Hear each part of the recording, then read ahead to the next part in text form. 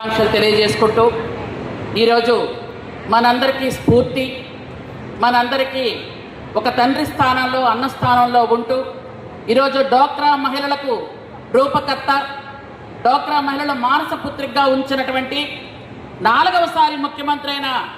మన ముఖ్యమంత్రి వర్యులు నారా చంద్రబాబు నాయుడు గారికి నా హృదయపూర్వక నమస్కారాలు తెలియజేసుకుంటూ, అలాగే గౌరవనీయులు పెద్దలు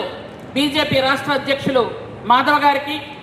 జనసేన పార్టీ నుంచి విచ్చేసినటువంటి మంత్రివర్యులు గౌరవనీయులు దుర్గేష్ గారికి, అలాగే మా సోదరీమణులు అనిత గారికి, సవిత గారికి, మిగిలిన పెద్దలందరికీ, వేదిక మీద కూర్చున్నటువంటి అతిథి మహారథులందరికీ, ముందు కూర్చున్నటువంటి మహిళా మనులందరికీ నా హృదయపూర్వక నమస్కారాలు తెలియజేసుకుంటున్నాను. ఈరోజు స్త్రీ లేనిదే జననం లేదు, స్త్రీ లేనిదే గమనం లేదు, అసలు స్త్రీ లేనిదే సృష్టే లేదు అని మహానుభావులు చెప్పినట్టు ఈరోజు మనం డ్వాక్రా గ్రూపుల్లో ఉన్నటువంటి మహిళలందరూ కూడా ఎంతో స్వశక్తితో ఎదుగుతూ ఈరోజు చూసినటువంటి మన ఏవీల్లో చూసినటువంటి ఒక్కొక్క మహిళ, ఇక్కడ కూర్చున్నటువంటి ఒక్కొక్క మహిళ తను అంటే అది ఎంత చిన్న పరిశ్రమ అయినా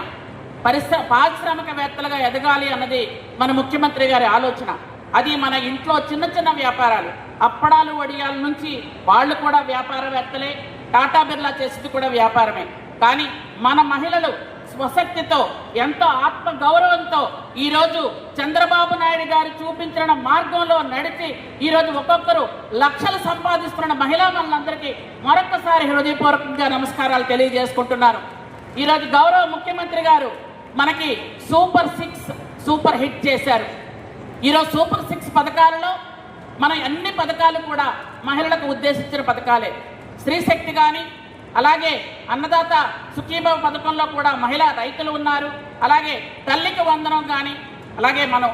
చూసుకున్నటువంటి అన్ని పథకాల్లో కూడా మహిళల్ని ముందు పెట్టి ఈరోజు ఒక కార్డు ఇవ్వాలి అన్న, ఒక ఇల్లు ఇవ్వాలన్న మహిళల్ని ముందు పెట్టి మహిళల్ని ఆర్థికంగా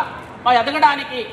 ఎంతో దోహదపడుతుంది. ఈరోజు మహిళలు ఆర్థికంగా, సామాజికంగా, రాజకీయంగా పూర్తి స్థాయిలో ఎదగడానికి ముఖ్య కారణమైనటువంటి మన గౌరవ ముఖ్యమంత్రి చంద్రబాబు నాయుడు గారికి మరొక్కసారి ధన్యవాదాలు తెలియజేసుకుంటూ, ఆ రోజు అన్న నందమూరి తారక రామారావు గారు మహిళలకి ఆస్తిలో అక్కిస్తే ఈరోజు మన అన్న చంద్రబాబు నాయుడు గారు మనకి కుటుంబంలో ఆర్థికంగా గౌరవం ఇచ్చి మనకి గౌరవాన్ని పెంచినందుకు మనందరం కూడా హృదయపూర్వకంగా ధన్యవాదాలు తెలియజేసుకోవాలి. ఈరోజు స్త్రీ సంక్షేమ శాఖలో ఉన్నటువంటి అందరూ మహిళలు చక్కగా ఉద్యోగాలు చేసుకుంటూ ఈరోజు ఇక్కడ ఉన్నటువంటి డ్వాక్రా మహిళలందరూ కూడా 5 కోట్ల మంది ప్రజలలో